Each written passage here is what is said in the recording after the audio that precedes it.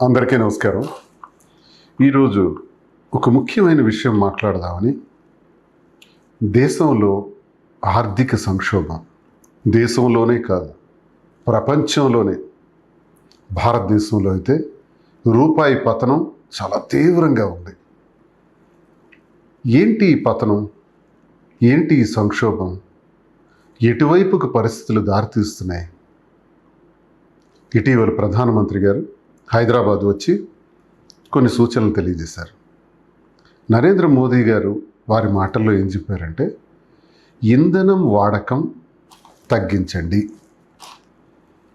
అలాగే బంగారం కొనుగోళ్లు ఒక ఏడాది కాలం పాటు వాయిదా వేయండి, వంట నూనెలు వాడకం కూడా తగ్గించండి, దేహానికి మంచిది, దేశానికి మంచిది అని చెప్పారు. ఏంటి మాటల్లో మర్మం?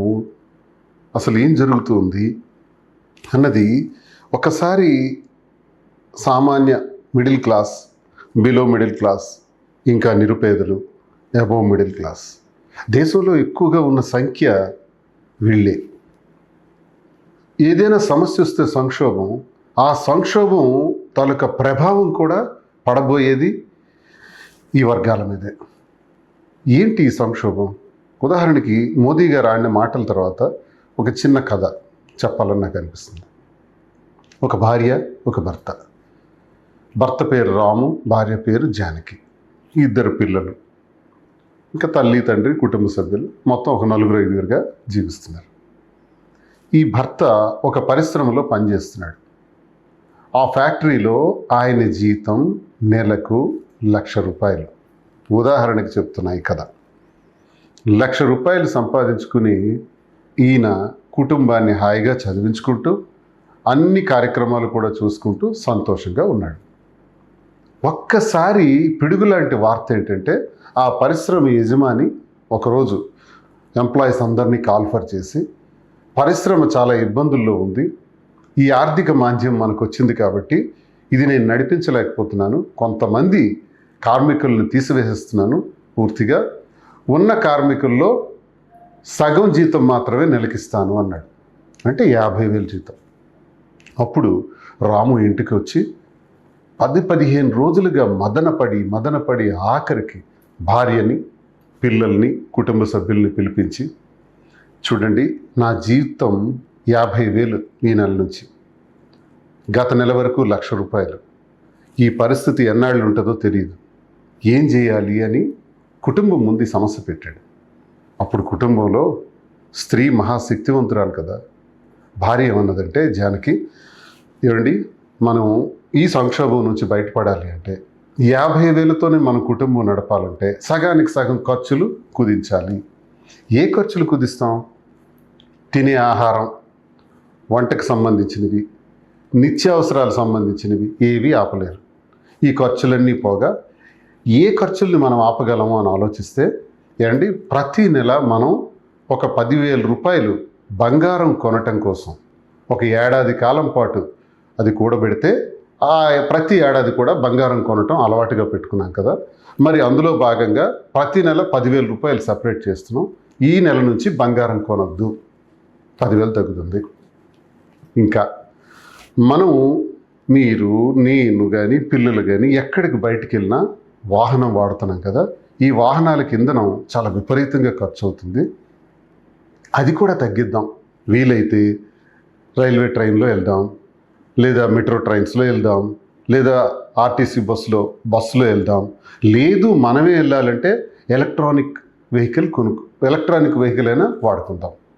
తద్వారా మనకు ₹15,000 నెలకు ఖర్చు పెడుతున్నామండి, కేవలం డీజిల్ కోసం, పెట్రోల్ కోసం. అది కూడా మనం కొంత ఆదా చేసుకునే ప్రయత్నం చేస్తే ₹25,000 మనం ఆదా చేయొచ్చు. మరో ₹25,000 పూర్తిగా ఖర్చులు, విలాసాలు, తిరగటాలు, సినిమాలు, లేకపోతే ఇతర ప్రాంతాలకు వెళ్ళటాలు, ఇవన్నీ కూడా కొద్ది కాలం తగ్గించుకుందామండి అని చెబితే ఆ భర్త చాలా సంతోషించి, రాము అప్పుడు అన్నాడు, చాలా అద్భుతంగా చెప్పావు జానకి, ఇప్పుడు ఎన్నాళ్ళైతే సంక్షోభం ఉంటుందో అన్నాళ్ళు కూడా ₹50,000 లోపే మనం పిల్లలు, మన కుటుంబం అన్నీ ఖర్చులు పెట్టుకుంటూ ముందుకు వెళ్ళడానికి ఒక పరిష్కార మార్గం దొరికింది అని అంటాడు. ఈ కుటుంబ కథ ఎందుకు చెప్పానంటే, కుటుంబం నడపటానికి ఎలాంటి ఐడియా అయితే రాము జానకి చేశారో, కుటుంబానికి కూడా ఒక బడ్జెట్ ఉంటుంది. ఆ బడ్జెట్కి కూడా ఖర్చులు ఉంటాయి. ఆ ఖర్చులు పెట్టడానికి ఈ బడ్జెట్ ఎక్కడి నుంచి వస్తుంది? కష్టపడితే ఆదాయం వస్తుంది. ఆదాయం ద్వారా ఈ ఖర్చులు జరుగుతాయి. అదే లెక్క ఒక్కసారి దేశానికి వెళ్దాం. దేశం కూడా అంతే. అందరికీ అర్థమయ్యే మాటలో చెప్పుకోవాలనుకుంటే ఒక దేశం యొక్క ఎకనామిక్స్ కూడా ఇంతే ఉంటుంది. దేశానికి కేంద్ర ప్రభుత్వానికి ఆదాయం ఎక్కడి నుంచి వస్తుంది? పన్నుల ద్వారా, ఎగుమతుల ద్వారా, ఎన్నో కార్యక్రమాలు, జిఎస్టీల ద్వారా వచ్చినటువంటి పన్నంతా కూడా కూడబెడితే కొన్ని లక్షల కోట్లు అవుతుంది. దాంతో ప్రభుత్వాన్ని నడిపించడం జరుగుతుంది. ఇది సహజంగా అందరికీ తెలిసినటువంటి విషయమే. మరి ప్రభుత్వం ఏంటి చేయాలి? ఓ కుటుంబంలో తీసుకున్న నిర్ణయం ఏంటి? ఇది.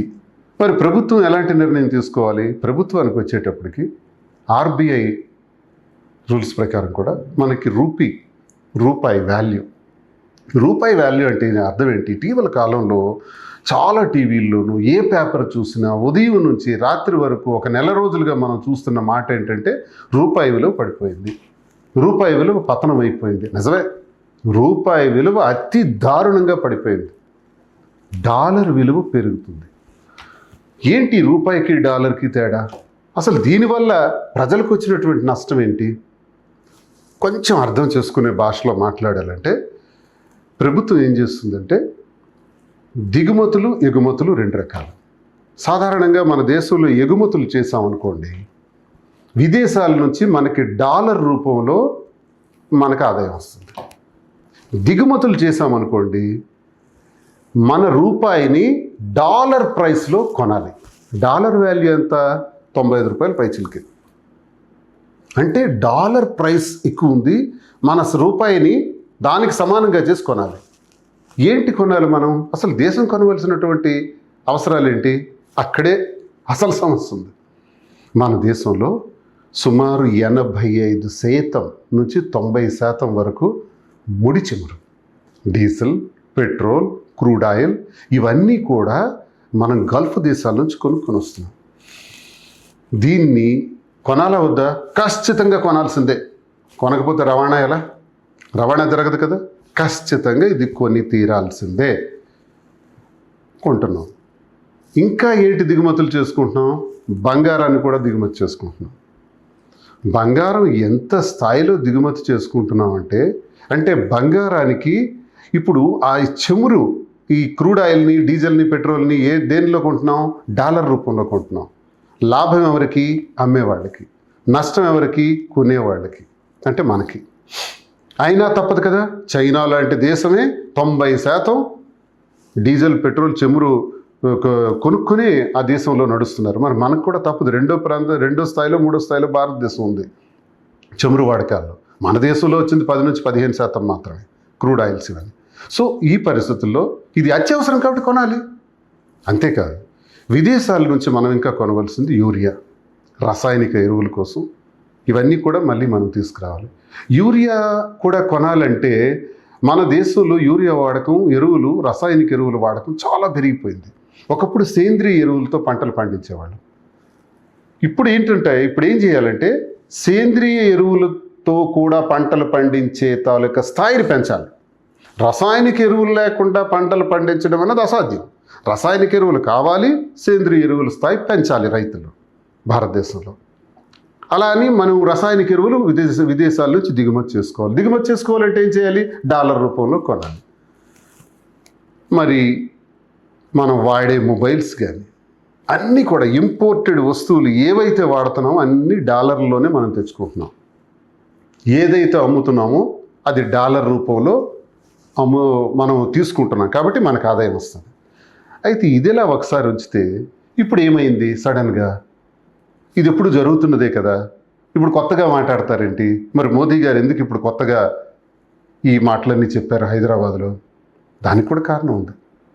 మనకి అమెరికా, ఇజ్రాయెల్, ఇరాక్ మీద జరుగుతున్నటువంటి దాడుల్లో, ఈ యుద్ధంలో తీవ్రంగా గల్ఫ్ ప్రాంతాలన్నీ కూడా విధ్వంసం అయిపోయినాయి. Particularly oil wells. ఎక్కడైతే ప్రొడక్షన్ జరుగుతుందో వాటి మీద బాంబింగ్ జరిగింది. ఎప్పుడైతే బాంబింగ్ జరిగిందో ప్రొడక్షన్ అంటే ఉత్పత్తి ఆగిపోయింది. ఎప్పుడైతే ఉత్పత్తి ఆగిపోయిందో రవాణా ఆగిపోయింది. రవాణా మరో పెద్ద సమస్య ఏంటంటే, ఈ వీడియోలో నేను చెప్తున్నప్పుడు మీకు ఒక మాట చెప్తున్నాను. స్ట్రైట్ ఆఫ్ హార్మూజ్ అంటాం. స్ట్రైట్ ఆఫ్ హార్మూజ్ అంటే ఒక్కసారి మీరు యూట్యూబ్లో కానీ గూగుల్లో కానీ కొట్టి చూడండి. ఇది ఒక జలసంధి. ఈ గల్ఫ్ దేశాలకి, భారతదేశానికి, అరేబియా మహాసముద్రానికి, పసిఫిక్ మహాసముద్రానికి, ఆ మహాసముద్రాల్లోకి ఎంటర్ కావడానికి ఒక చిన్న జలసంధి. ఎంత విచిత్రంగా ఉంటుందంటే, నేషనల్ హైవేలో ఎలా అయితే లారీలు, బస్సులు, కార్లు వెళ్తుంటాయో ఈ జలసంధిలో విపరీతంగా నౌకలు ప్రయాణిస్తుంటాయి. ఆ నౌకల్లో crude oils, diesels, petrols, barrels, gold అన్నీ కూడా ఈ మార్గంలోనే, యూరియా, వంట నూనెలు ఇవన్నీ కూడా ఈ మార్గంలోనే మనకు రావాలి. ఇప్పుడు హార్మూజ్ జలసంధి, స్ట్రైట్ ఆఫ్ హార్మూజ్ దిగ్బంధంలో ఉంది. అంటే రవాణా ఆగిపోయింది. ఆ రవాణా ఆగిపోవటం వల్ల ఇప్పుడు మన గల్ఫ్ దేశాల నుంచి రావాల్సినటువంటి ఆయిల్స్ పూర్తిగా ఆగిపోయాయి. ఇప్పుడు యుద్ధం ప్రారంభమైంది. ఎప్పుడు? ఫిబ్రవరి 28 ఈ ఏడాది. ఇప్పటికి ఇంచుమించు మార్చ్, ఏప్రిల్, మే ఇంచుమించు 3 నెలలు అయిపోతుంది. ఇంకా యుద్ధం మనమేమనుకున్నామంటే 3-4 వారాల యుద్ధం జరుగుతుంది అనుకున్నాం. కానీ యుద్ధం కొనసాగుతుంది. ఇంకా ఎంతకాలం యుద్ధం కొనసాగుతుందో కూడా మనకు తెలియదు.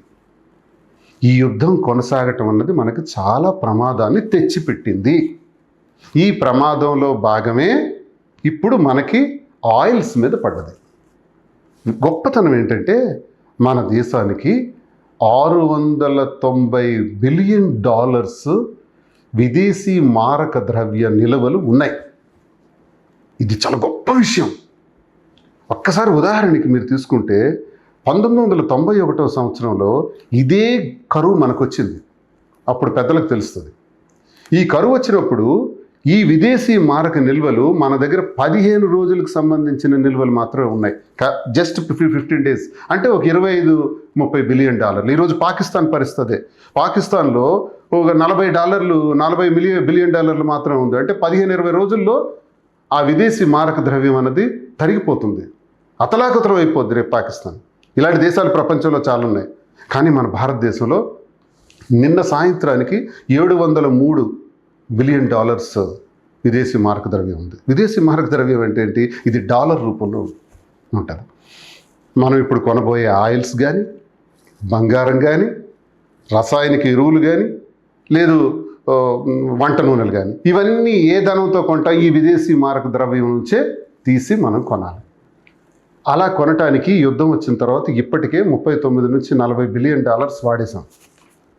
అయితే 1991కి 2026కి చూసుకుంటే ఇప్పుడు మన దగ్గర ఉన్న విదేశీ మారక ద్రవ్యం అంటే ఆ నిల్వలు సుమారుగా 10-11 నెలలకు సరిపోయే ద్రవ్యం మన దగ్గర ఉంది.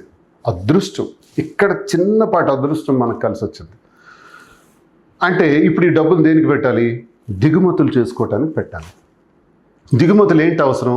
ఖచ్చితంగా మనకి ఆయిల్స్ అవసరం, కొనాల్సిందే. కొనాలంటే ఆయిల్ ఉండాలి కదా. ప్రొడక్షన్ ఆగిపోయింది కదా, సరఫరా రవాణా ఆగిపోయింది కదా. హార్మూజ్ జలసంధిలో ఫిబ్రవరి 28కు ముందు ఒక బ్యారెల్ ధర $70 ఉండేది. ఈరోజు $110 అయింది.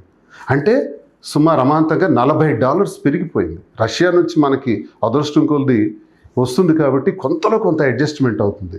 ఇక ఆయిల్ నిల్వలకు వస్తే మన రిఫైనరీస్లో కానీ స్టాక్లో కానీ ఇంచుమించు ఒక 60 రోజులకు సరిపోయే ఆయిల్ ఉంది.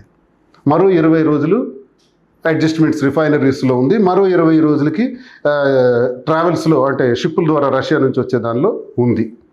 అంటే ఒక మహా అయితే ఒక 100 days వరకు మేనేజ్ చేయగలం. తర్వాత తీవ్రమైన పరిస్థితులు వస్తున్నాయి. ఈ ఆయిల్ నిల్వలు కానీ పోతే మన పరిస్థితి ఏంటి? అందుకే మోదీ గారు చెప్పింది ఏంటంటే, దయచేసి ప్రజలారా చమురు వాడకాన్ని, పెట్రోల్ కానీ డీజిల్ వాడకాన్ని బాగా తగ్గించండి. ఎలక్ట్రానిక్ వెహికల్స్ని యూజ్ చేయండి. ట్రైన్స్ అన్నీ కూడా ఇప్పుడు ఎలక్ట్రానిక్. ఒకప్పుడు భారతదేశంలో బొగ్గుతో ట్రైన్ నడిచేది, ఆ తర్వాత డీజిల్తో నడిచేది, ఇప్పుడు ఎలక్ట్రిక్తో నడుస్తుంది. అంటే 95-96% డీజిల్ వాడకం రైల్వేస్కి లేదు. Total electronic. అలాగే ఆర్టీసీ వాళ్ళు కూడా చాలా బస్సులు ఎలక్ట్రానిక్ బస్సెస్ పెట్టేసినారు. చాలామంది ఇప్పుడు ప్రజలు కూడా ఈవీ కార్స్ వాడుకుంటున్నారు, ఈవీ స్కూటర్స్ వాడుతున్నారు. అంటే ఎలక్ట్రానిక్ వచ్చిన తర్వాత ఏమవుతుందంటే రాను రాను రాను రాను ఈ వాడకం పెరిగితే మనకి ఆయిల్స్ తాలూకా అవసరం తగ్గుతుంది. ఇది సడన్గా జరగదు, ఈ రోజు మోదీ గారు చెప్పినంత మాత్రం జరగదు. It takes time. కానీ ఈ సంక్షోభం ఇప్పుడు ఎదురైంది కాబట్టి కొంత వాడకం తగ్గించండి, మినిమైజ్ చేయండి అని మోదీ గారు చెప్పారు. అలాగే మనకి విదేశీ మారక ద్రవ్యం ద్వారా దిగుమతులు చేసుకోవాల్సినటువంటి అత్యవసరమైనవి ఆయిల్స్, ఎరువులు, మరి అలాగే వంట నూనెలు, వీటిని కూడా కొనాలి కదా. కొనాలి అంటే ఈ డబ్బులే మన దగ్గర 11 నెలలకు సరిపోయినటువంటి ఆదాయం ఉంది కదా. ఇంకొక వైపు ఆదాయాన్ని జనరేట్ చేయాలి, ఎగుమతులు పెంచాలి. పెంచితే డాలర్ రూపంలో మనకు వస్తుంది. ఈలోగా రూపీ వాల్యూ పతనమైపోయింది, చాలా తీవ్ర స్థాయికి పతనమైపోయింది. ఈ పరిస్థితుల్లో కొనడం అంటే చాలా కష్టంగా ఉంది. కాబట్టి ఈ వాడకాలను తగ్గించండి. బంగారం అనేది కూడా కొనుద్దాంలా, ఒక ఏడాది కాలం పాటు ఆగుదాం, కొనుగోళ్ళు తగ్గిద్దాం. ఎందుకంటే బంగారానికి వస్తే మీకు విషయం తెలియజేయాలి అందరికి అర్థమయ్యేటట్టు. ఏడాదికి 7,500 కోట్ల రూపాయలు ఖర్చు పెట్టి దిగుమతి చేసుకుంటున్నాం. అంటే బంగారాన్ని దేనిలో కొంటున్నాం? రూపాయలో కొంటున్నామా? డాలర్లో కొంటున్నాం. మరి డాలర్లో కొన్నటువంటి బంగారం 7,500 కోట్ల రూపాయలు మనం బంగారానికి వాడితే ఇప్పుడు అది అవసరం లేదు కదా. ఇప్పుడు ఆ బంగారం తెచ్చి ఎక్కడ పెడతాం? నిజమే, భారతదేశంలో ప్రతి ఒక్కరికి బంగారం అంటే చాలా ఇంట్రెస్ట్, ప్రీతి. ఒక రకంగా సెక్యూరిటీ కింద పెట్టుకుంటారు. ఈ బంగారాన్ని ఉంచుకుంటాం, రేపు బ్యాంకులో లోన్ పెట్టుకుంటాం, లేకపోతే అమ్ముకుంటాం, ఆ డబ్బులతో మేము రేపు మాకు భవిష్యత్తులో ఉపయోగపడుతుందని. కరెక్టే. ఆ రకంగా చూస్తే మన భారతదేశంలో 36,000 టన్నుల బంగారం ఉంది. మన భాషలో అర్థం కావాలంటే 36 లక్షల కేజీలు. కేజీ బంగారం ఇప్పుడు ఎంతండి? సుమారు 1,50,00,000 వరకు ఉంది. ఇలాంటివి 36 లక్షల కేజీల బంగారం భారతదేశంలో, ప్రపంచంలో నాకు తెలిసినంత బంగారం ఇంకెక్కడా లేదు, ఈ దేశంలో ఉంది. అది ఏ రూపంలో ఉంది? Stock, dead. దాన్ని వాడటానికి అవ్వదు. డీజిలా కొంటాం డాలర్ రూపంలో, మళ్ళీ దాన్ని వాడతాం, ఒక పని కోసం వాడతాం, ఒక ఫ్యాక్టరీ కోసం వాడతాం, ఒక ప్రయాణం కోసం వాడతాం. దానివల్ల ఫైనాన్స్ జనరేట్ అవుతుంది. మరి బంగారం వల్ల ఫైనాన్స్ ఎలా జనరేట్ అవుతుంది? డెడ్ అయిపోతుంది. గోల్డ్ని మానిటైజ్ చేయడానికి గత 30-40 సంవత్సరాల నుంచి ప్రభుత్వాలు ప్రయత్నిస్తున్నాయి, కానీ అది జరగటానికి చాలా ఇబ్బంది అవుతుంది.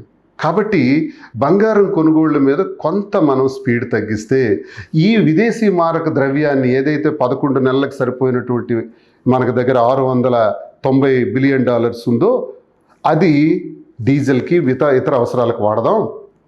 ప్రస్తుతానికి బంగారానికి సంబంధించి కొంచెం తగ్గిస్తే వాటి దిగుమతులు చేసుకునే అవసరం మనకు తగ్గుతుంది. డాలర్ రూపంలో అనవసరంగా మన రూపాయిని బయటికి పంపకూడదు అన్నదే ఇక్కడ కాన్సెప్ట్. ఇందుకు మీకు ఒక కథ చెప్పాను. రాము ఈ నెల నుంచి 50,000 రూపాయలు జీతం అంటే భార్య ఏం చెప్పింది? గోల్డ్కి సంబంధించి 10,000 రూపాయలు దాస్తున్నాం, అది ఆపేద్దామని చెప్పాను. డీజిల్కి సంబంధించి, పెట్రోల్కి సంబంధించి 15,000 ఖర్చు పెడుతున్నాం, అది కూడా ఆదా చేద్దామన్నది. శభాష్, ఒక మహిళ ఎంత చక్కగా ఆలోచించారు. ఇది కథ నేను చెప్తున్నాను కానీ ఒక దగ్గర జరిగింది, పేర్లు మార్చాను. అంటే ఆ మహిళ ఆలోచించేటట్టు దేశంలో ప్రజలందరం ఆలోచించలేమా? అందరూ ఆలోచిస్తే దేశ పురోగతికి ఎంత మంచిది. మోదీ గారు రాములాగే ఒక తండ్రిలా ప్రజలందరికీ ఈ మాట తెలియజేశారు, తగ్గించండి అని. ఇది మనం పాటించాల్సినటువంటి అవసరం వచ్చింది. కొంతమంది అంటారు, విమర్శిస్తారు, మోదీ విదేశాలు తిరుగుతున్నాడు. మోదీ విదేశాలు ఊరికే తిరగట్లేదండి, మన కోసం తిరుగుతున్నారు. ఆయనేమి విదేశీ విహారయాత్రల కోసం తిరగట్లేదు. కొంతమంది పెళ్ళిళ్ళ కోసం డెస్టినీ మ్యారేజెస్ అని పెట్టారు, విదేశాలకు వెళ్ళి పెళ్లి చేస్తున్నారు. వద్దు, భారతదేశంలో కూడా పెళ్లి చేయండి, రూపాయిలో ఖర్చు అవుతుంది. విదేశాలకు వెళ్తే డాలర్ రూపంలో చెల్లించాలి. ఉదాహరణకి ఈ డాలర్ రూపీ అంటే మరొక మాటలో కూడా మీకు తెలియజేస్తున్నాను. మనం బియ్యం కొన్నాం అనుకోండి, 1 కేజీ, దానికి మనం చెల్లించేది ఏంటి? రూపాయి. అదే ఉల్లిపాయలు, వంకాయలు, లేకపోతే టొమాటో, ఆలుగడ్డలు కొన్నాం అనుకోండి, దాన్ని కూడా రూపాయలు చెల్లించినట్టే. మరి సన్ఫ్లవర్ ఆయిల్ కొన్నాం అనుకోండి, డాలర్ రూపంలో చెల్లించినట్టు. గ్యాస్ డాలర్ రూపంలో చెల్లించినట్టు. డీజిల్, పెట్రోల్ మన రూపాయినే డాలర్ రూపంలో చెల్లించినట్టు. డాలర్ ప్రైస్ అంతా 95-96 రూపాయలు ఉంది. డాలర్ రూపంలో చెల్లించినట్టు. గోల్డ్ కొంటే డాలర్ రూపంలో చెల్లించినట్టే. మన రూపాయిని డాలర్ రూపంలో చెల్లిస్తే మన రూపీ వాల్యూ ఎలా పెరుగుతుంది చెప్పండి?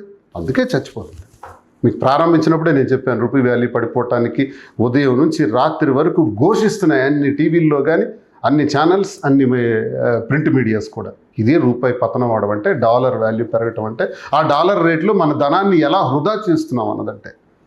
కాబట్టి నేను ఈ వీడియో ఎందుకు చెప్పానంటే, విజ్ఞులు, మేధావులు, మహానుభావులు, విద్యార్థినులు, యువకులు, మహిళలు, వస్త్ర వ్యాపార రంగాల వాళ్ళు, ఉద్యోగులు, ఉపాధ్యాయులు, ఎన్నో రంగాల వారు ఈ భూమి మీద ఉన్నారు. ఈ విషయాలన్నీ అందరికీ తెలిసినవే.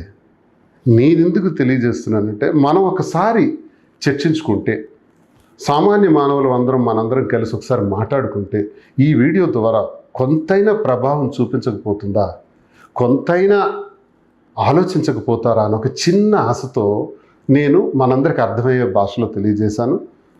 అంతేగాని రాజకీయ ప్రమేయం ఉండకూడదు. ఇక్కడ దేశం సంక్షోభంలో ఉన్నప్పుడు ఇక్కడ ఆలోచించవలసింది, ఈ సంక్షోభం నుంచి ఎలా గట్టెక్కాలన్నది ఆలోచించాలి. ఒక్క ఏడాది కాలం కష్టపడాలి. ఎందుకంటే ఇప్పుడు సడన్గా యుద్ధం ఆగిందే అనుకుందాం. సో వాట్, యుద్ధం 3 నెలలుగా నడుస్తుంది, మరో 3 నెలలకు ఆగింది అనుకుందాం. ఆగిన తర్వాత ఏమవుతుంది?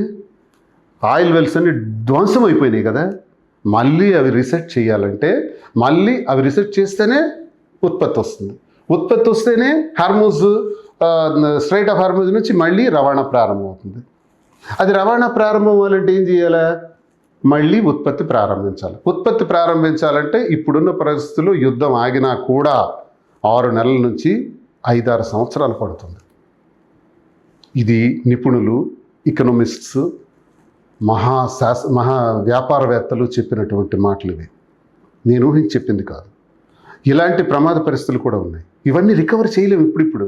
ఒకవేళ రికవరీ చేసినా ఆయిల్ సరఫరా ఉత్పత్తి ప్రారంభం అవ్వాలి, ఆయిల్ రవాణా రావాలి, మన దేశానికి రావాలి. ఈలోగా మనం ప్రపంచ దేశాలతో నరేంద్ర మోదీ గారు ఏర్పాటు చేసుకున్న సత్సంబంధాల వల్ల రష్యా నుంచి కొంత మనకి అవకాశం ఉంది. కొన్ని పరిస్థితుల నుంచి మనం ఈవెన్ ఇరాక్ నుంచి కూడా మనకి కొంత వస్తుంది, కానీ అత్యధిక రేటుతో వస్తుంది. $110 కొంటున్నాం ఒక బ్యారెల్. మహా అయితే యుద్ధం ఆగిన తర్వాత $70 కొనేవాళ్ళం ఒక బ్యారెల్. అంత రేటు మరి రాదు, వస్తే 90-100 రూపాయలు అయిపోవచ్చు. అప్పుడు కూడా మనకు ప్రమాదమే ఉంది. అంటే ఈ ప్రమాదకర పరిస్థితి, ఈ గడ్డు పరిస్థితి మనకు ఎన్నాళ్ళు రేపు రాబోతుంది? సుమారు 1 ఏడాది నుంచి 1.5 ఏడాదిన్నర 2 ఏళ్ళు కూడా పెట్టచ్చు. ఇది ఒక కరోనా లాంటిది. కరోనా వచ్చిన తర్వాత మనం ఒక గొప్ప విషయాన్ని నేర్చుకున్నాం. ఆరోగ్యాన్ని కాపాడుకోవటం, ఆరోగ్య సూత్రాలను పాటించడం అలవాటు చేసుకున్నాం. ప్రతి సంక్షోభం కూడా ఒక గొప్ప కారణానికి, ఒక గొప్ప మలుపుకి కారణమవుతుంది.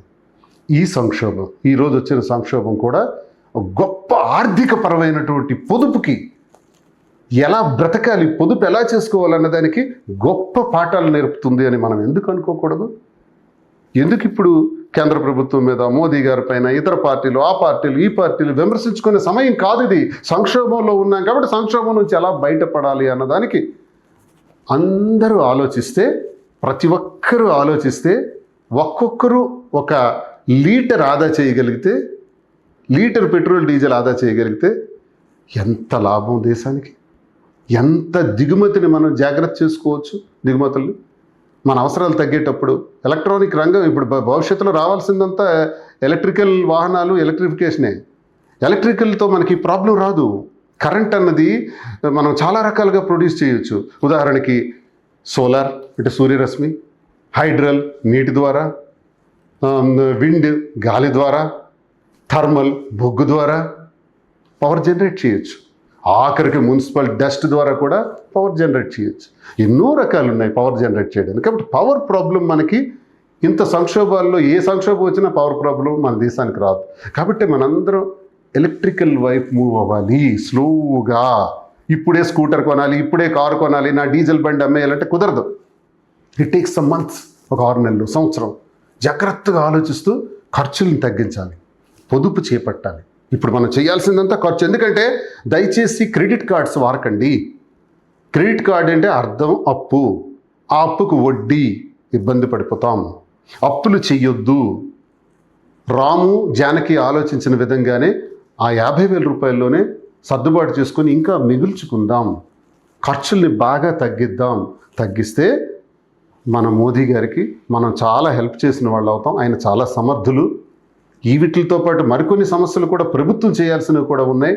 అదేంటంటే ఈ మన దేశానికి వచ్చినటువంటి ఫారిన్ ఇన్వెస్ట్మెంట్స్ బాగా తగ్గిపోతున్నాయి. ఫారిన్ ఇన్వెస్ట్మెంట్స్ మళ్ళీ వెనక్కి వెళ్ళిపోతున్నారు. ఫారిన్ ఇన్వెస్ట్మెంట్స్ వచ్చేటప్పుడు వాళ్ళు దేంతో వస్తారు? డాలర్తో వస్తారు. డాలర్తో వచ్చి ఇక్కడ డాలర్తో మనకు ప్రాఫిట్ ఇస్తారు. ఆ డాలర్ మనకు పోతుంది. విదేశాల్లో ఉద్యోగాలు చేసినటువంటి ఎన్ఆర్ఐలు ఈనాళ్ళు విపరీతంగా ఉండేది. ఇప్పుడు ఎన్ఆర్ఐలు కూడా తగ్గిపోతున్నారు. ఎందుకంటే వాళ్ళు డాలర్ రూపంలో డబ్బులు పంపిస్తారు. అప్పుడు మన రూపాయి వాల్యూ పెరుగుతుంది. డాలర్ వాల్యూని మనం తగ్గించవచ్చు. డాలర్ని మనం పికప్ చేయాలి. ఈ దేశంలో ఎంత డాలర్ స్ట్రెంగ్త్ని పెంచితే అంత రూపీ వాల్యూ పెరుగుతుంది. ఇది ఎకనామిక్స్. సో ద్రవ్యోల్బణం, ఇన్ఫ్లేషన్ వచ్చే పరిస్థితులు కూడా దేశంలో చాలా తీవ్రంగా ఉన్నాయి. చాలా ప్రమాదకర పరిస్థితులు ఉన్నాయి. ఆర్థిక సంక్షోభం తీవ్రం నుంచి అతి తీవ్రానికి వెళ్ళే పరిస్థితులు కూడా ఉన్నాయి. దీన్ని కామెంట్స్ చేసుకోవటం, బ్యాడ్ కామెంట్స్ పెట్టుకోవటం, ప్రభుత్వాల్ని పార్టీల్ని విమర్శించుకోవటం, నాయకుల్ని విమర్శించుకోవటం ఇది సమయం కాదు. సంక్షోభ సమయంలో ఇదొక యుద్ధం. యుద్ధం అంటే ఆయుధాలతో కాదు, ఆర్థిక యుద్ధం. ఆర్థికపరమైన ధనంతో చేస్తున్నటువంటి, ధనం కోసం చేస్తున్నటువంటి యుద్ధం. ఈ యుద్ధాన్ని కూడా మనం విజయం సాధించాలి. కార్యోన్ముఖులం కావాలి. ప్రతి ఒక్కరు కూడా సిద్ధపడాలి. మీ అందరిలో ఒకడిగా నాకు తోచిన ఈ విషయాల్ని మీకు తెలియజేశాను. తప్పులుంటే మన్నించండి. ఇలా చెబుతున్నానని ఇంకో రకంగా అన్యదా భావించొద్దని ప్రతి ఒక్కరికి, నా అక్కలు, చెల్లెమ్మలు, అన్నదమ్ములు, తల్లిదండ్రులు అందరికీ కూడా పేరు పేరున నేను విన్నవిస్తూ నేను నా ఖర్చును తగ్గిస్తున్నా. నా దగ్గర 3 కార్లు ఉన్నాయి. 2 కార్లు వాడను. ఒక కారుకు వచ్చాను. వీలైతే ఇంకా తగ్గించి వెళ్ళటానికి చూస్తున్నాను. దేశంలో 1200 విమానాలు ఇప్పటికే ప్రపంచ స్థాయిలో ఆగిపోయినాయి. ఇంధనం లేక, ఇంధన ఇబ్బందులు రావటం వల్ల. ఇంకా ఇలాంటి ప్రమాదాలన్నీ వస్తున్నాయి. వచ్చి పిడుగొచ్చి పేదవాడి మీద పడుతుంది, మధ్యతరగతి కుటుంబీకుల మీద పడుతుంది. ఒక స్థితి వస్తే ఉన్నవాడు కూడా రోడ్డు మీద పడే పరిస్థితి వస్తుంది. ఇలాంటి ప్రమాదకర పరిస్థితులను ఎదుర్కోవాలి అంటే పొదుపు పాటించాలి. ఒక్కటే మార్గం. ఈ మార్గం ద్వారా మన మార్గాల్ని సుగమం చేసుకుందాం. మళ్ళీ భారత్ని ఉన్నత స్థానంలో నిలబెట్టే విధంగా ప్రతి భారతీయుడు కృషి చేద్దాం. ప్రతి భారతీయ మహిళ కూడా కృషి చేద్దాం. జై హింద్. మీదువాడ శ్రీనివాస్. నమస్కారం.